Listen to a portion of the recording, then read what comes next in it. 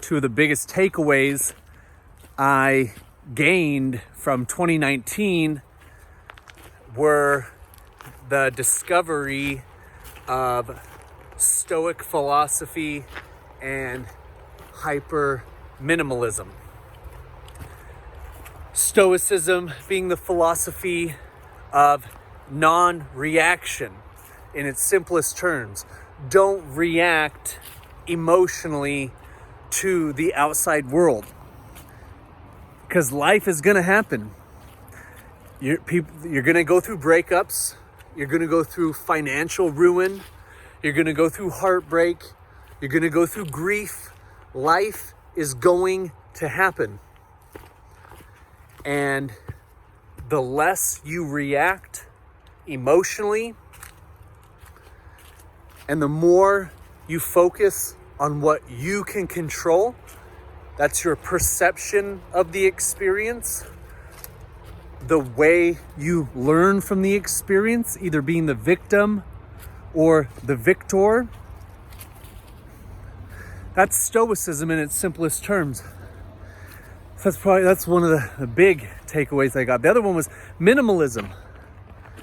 And that's really tapping it. I feel, especially living in the Western world, that we're bombarded, especially through like social media, to always be wanting. In order to be good enough, you have to have money, you have to have cars, you have to have houses, you have to have people, you have to have, and then once you have it, you need to get rid of it to get the new one.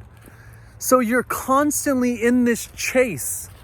You know, there's a great quote I heard: the trappings of life are just that.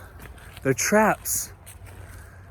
We've been programmed. The Matrix has tricked you into believing that you need something in order to be something. And what I've learned is the less I have and the less I desire, the more I gain, the more peace I gain, the more freedom I gain, time freedom, the more I gain.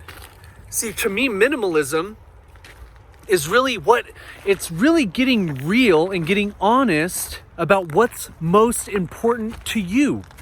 What is most important to you?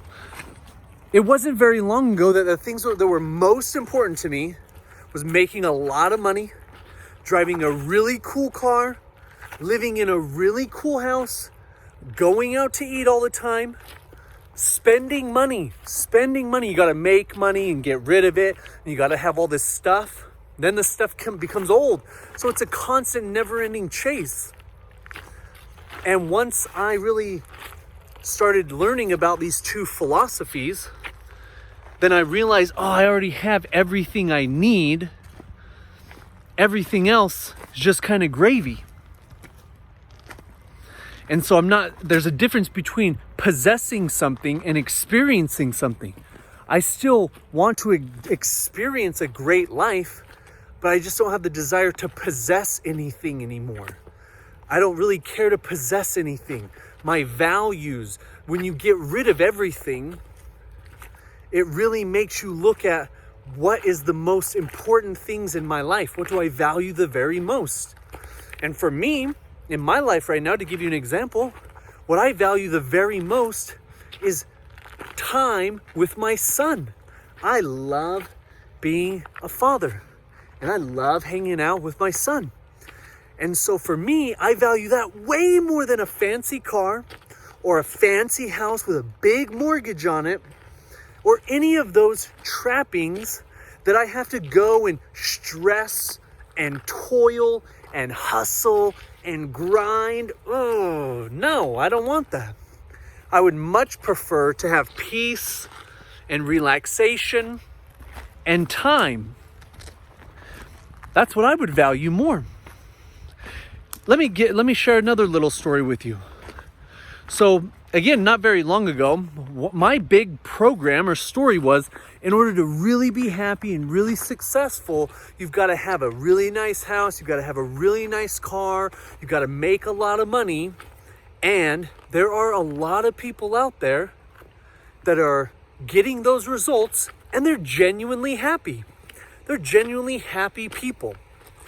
Well, there's this law in the universe called the law of polarity. The law of polarity simply states that there's an opposite to everything. Up, down, left, right, in, out, rich, poor, happy, sad. So if there are people that have nice fancy cars and they make lots of money, if they have all that and they're happy, then conversely, you can be just as happy and satisfied and fulfilled without having a lot of those things. So it's really not the things or the status or the accomplishments that make you happy. It's what you focus on. Do I have everything I need?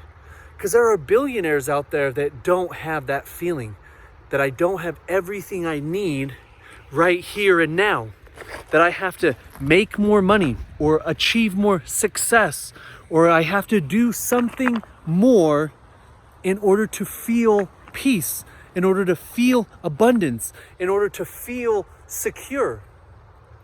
Now, in closing, in leaving this video, I'm not downplaying stuff. I like stuff. I don't really want to own a big house, but I would love to experience living in a big house. Like my homeboy Drake, just got that, I think it's like $300 million house. I would love to experience that. But that's a reflection of his character. Now, I also want to be a big influencer, a big star like that. So, it'd be cool to experience it. See, materialism is selling your soul for material possession. I'd like to experience all those things, to have the experience, but not to possess it. Because when we possess things, then oftentimes we lose our identity in those things. So again, I'm not trying to downplay wanting stuff. I want to experience the lifestyle of the upper echelon. I want to live an incredible lifestyle, and I want others to too. But when you detach from the desire to possess things and focus more on what really matters most, then what you want will flow to you even easier and effortlessly. And also, when you become detached from the world, the game, the matrix that we're all playing in, and you just go with the flow, and you live from a place of faith and vision, purpose and gratitude, then life becomes just that. It's just a game. It's just a fun game we all come to play. So, see you later.